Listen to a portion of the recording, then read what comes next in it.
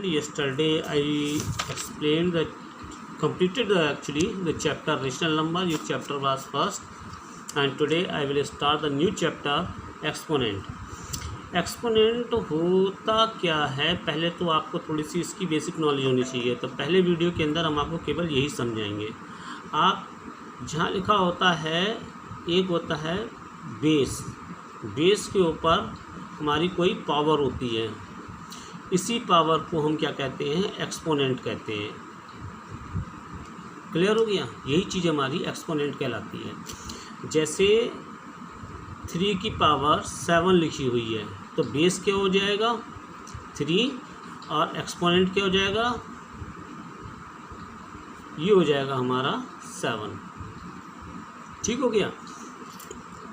अच्छा, 3 की पावर 7 का मतलब क्या होता है? 3 की पावर 7 का मतलब होता है कि 3 की पावर 2 और मल्टीप्लाई 3 की पावर 5 हो, चाहे 3 की पावर 3 मल्टीप्लाई 3 की पावर 4 हो, चाहे 3 इंटू 3 का स्क्वायर इंटू 3 4 5 6 7 3 इंटू 3 1 2 3 4 5 6 और स्क्वायर कर दो, तो इसकी वैल्यूज सारी की सारी, ये भी इसके इक्वल है, ये इसके इक्वल है और ये इसके इक्वल है 3 की पावर 7।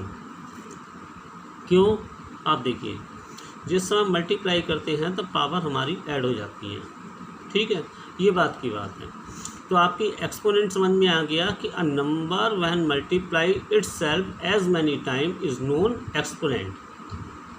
ठीक है, जैसे कोई 2 इंटू 2 इंटू 2 इंटू 2, तो that is equal to 2 to power 4।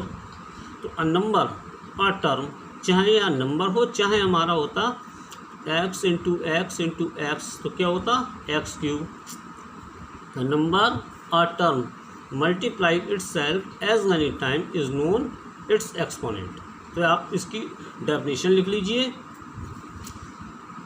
मैं यहाँ पे लिखवा रहा हूँ। व्हेन अ नंबर और variable multiply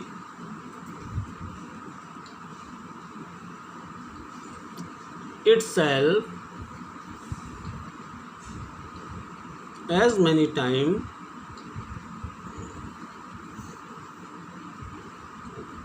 is known its exponent। when a number, जब हम किसी नंबर की बात कर रहे हो, variable x y z a b c alphabetical letter होते हैं वेरिएबल, मल्टीप्लाई इटसेल्फ, अपने आप से मल्टीप्लाई हो रहे हैं, एज मैनी टाइम, जितनी बार, इज़ नोन, वो जाने जाते हैं, इट्स एक्सपोनेंट, जितनी बार वो नंबर मल्टीप्लाई हो रहे हैं, 1 2 3 4 4 बार हो रहे हैं, एक्सपोनेंट 4, 1 2 3 बार हो रहे हैं, एक्सपोनेंट 3। क्लियर हो गया? ये क्वेश्चंस कुछ फार्मूलों के ऊपर बेस्ड होते हैं। जैसे कि अगर हमारा कोई बेस है तो उसकी पावर m है, और कोई दूसरा बेस है, बेस हमारे सेम है, अब इसकी पावर n है, तो क्या हो जाता है, पावर हमारी आपस में ऐड हो जाती है, a की पावर m प्लस n।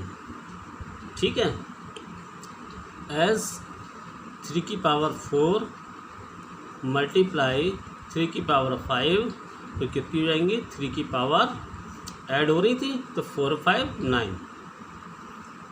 ठीक, ये तो आपका पहला फार्मूला था। दूसरा देखिए, a की पावर m अपॉन a की पावर n, ये लिखा हुआ है, तो इसका मतलब वो क्या हो गया कि a की पावर m माइनस n हो जाएगा, एज 4 की पावर 5 अपॉन 4 की पावर 3, ये कितना हो जाएगा, सेम पावर थी, तो बेस हमारा एक बार लिखा गया, नीचे वाली पावर इसमें से माइनस हो गई, तो 4 की पावर 5 थी, 4 की पावर 3 थी, तो 4 की पावर क्या हो गई, 5 माइनस 3, 4 की पावर 2। समझ में आ गया? तीसरा फार्मूला इसमें क्या होता है, वो भी बहुत इम्पॉर्टेंट है। अगर पावर के ऊपर पावर हो, यानी ए की पावर m की पावर n हो, तो इसकी जो आंसर आता है तो ए की पावर m इंटू n। कैसे होगा, नंबर से बच्चे ज़्यादा अच्छी तरीके से समझ जाते हैं, इसलिए हम आपको नंबर से भी बता देते हैं। 5 की पावर 3 हो तो होल पावर 3 हो, तो 5 की पावर 3 और 3 6 नहीं होंगे। ऐड कब होते हैं, जब हमारी मल्टीप्लाई हो रही है, जब पावर के बाद पावर है तो उन पावरों की आपस में मल्टीप्लाई हो जाती है। 3 3 जा 9, 5 की पावर 9, ये आंसर आ जाएगा। क्लियर है। फोर्थ फार्मूला होता है कि अगर लिखा हुआ है 2 की पावर 3 मल्टीप्लाई ए की पावर, पहले आपको ए समझाते हैं, ए की पावर n इंटू बी की पावर n, तो ये हमारा बन जाता है ए बी की power n and vice versa. Vice versa का मतलब होता है बिल्कुल उल्टा। ए बी की पावर n हो तो इसका मतलब ए की पावर n और बी की पावर n की मल्टीप्लाई हो रही है, और मल्टीप्लाई हो रही है तो इसे हम इस तरीके से लिख सकते हैं, जैसे 2 की पावर 3 और 3 की पावर 3, इसके लिए पावर हमारी एक जैसी होनी चाहिए। आप देख रहे हैं n और n लिखा हुआ है, तो क्या बन गया, ये आपका एग्जाम्पल है एस 2 और 3 एक जगह हो जाएंगे, 2 इंटू 3, चाहे आप 6 लिख लीजिए, ये पावर 3, या इसे लिखेंगे 6 की पावर 3। क्लियर हो गया। अच्छा, दूसरी चीज़ जो होती है, किसी की पावर अगर नेगेटिव दी हुई है,